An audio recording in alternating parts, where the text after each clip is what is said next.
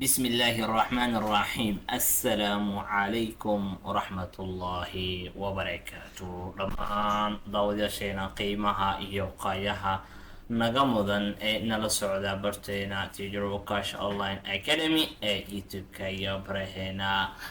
Facebook iyo TikTok-ga ee Teacher Wakash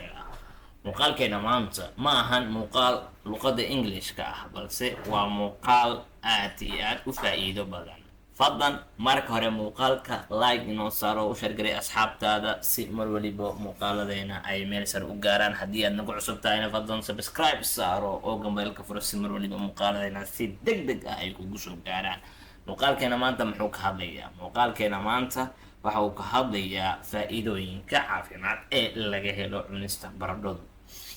haddaba baradhadu waa mid ka mid ah khudradda ama khudaarta ay si maalinle ah u isticmaalaan bulshadeena Soomaaliyeed badankoodu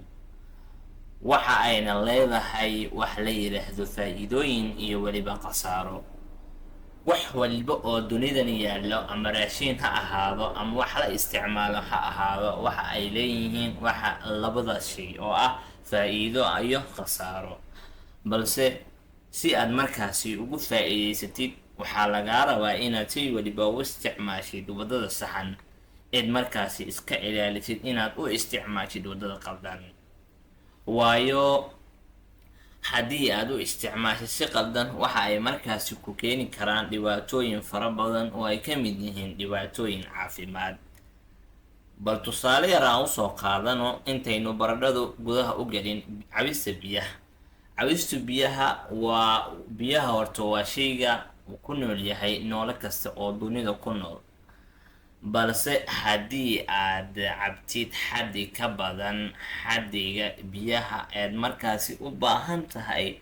waxa ay ku keeni karaan dhibaatooyin caafimaad markaasi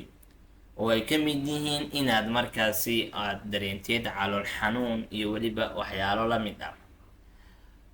tusaale kale haddaan soo qaadano waxaa ka mid ah inaad cuntid raashin markaa cunaysid inaad si xad dhaaf ah raashin u cuntid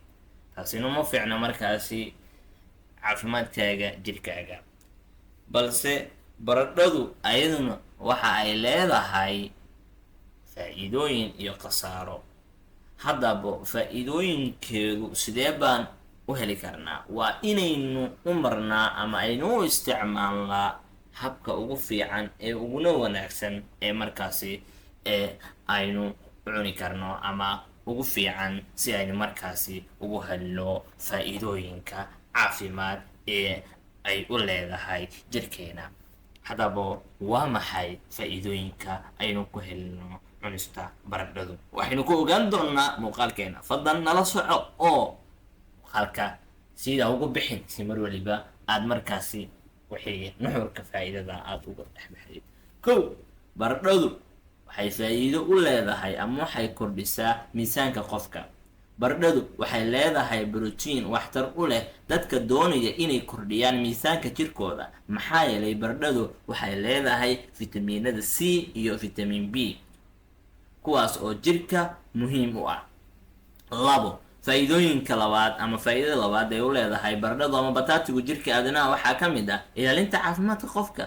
fitamiin B oo lagu daray fitamiin C iyo macdanta qaarkood waxa ay u wanaagsan yihiin ilaalinta caafimaadka qofka faa'iidada saddexaad shaqada maskaxda bini'aadamka ayaa waxa ay si weyn ugu tiirsan tahay maadada oxygen-ta iyo qaar ka mid ah fitamiin B iyo qaar ka mid ah fitamiin C kuwaas oo markaasi ka qayb qaata shaqada maskaxda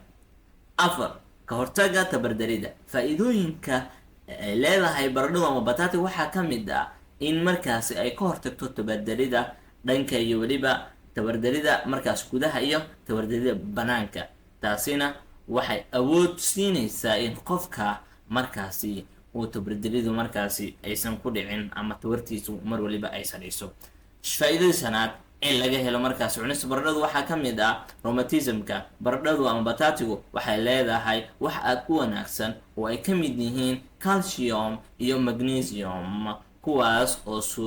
kuwaas oo ay suurtagal u tahay inay kaalmo u noqoto ka hortagga rheumatismka. waxaan filayaa muuqaalkani inaad ku fahantay waxyaabo fara badan ead markaasi aadan horey ku ogeyn cunista baradhadu. fadlan muuqaalka haddii aad ka faa'iidaystay u shargalay asxaabtaada si ay mar waliba muuqaaladeena meelsar u gaaraan, aadna markaasina aad subscribe noo saartid muuqaalada intaa ku kulmi doono muuqaalka xigana. waxaan idinkayaa sidaas iyo nabadgeno, wassalaamu calaykum waraxmatullaahi wabarakaatuh.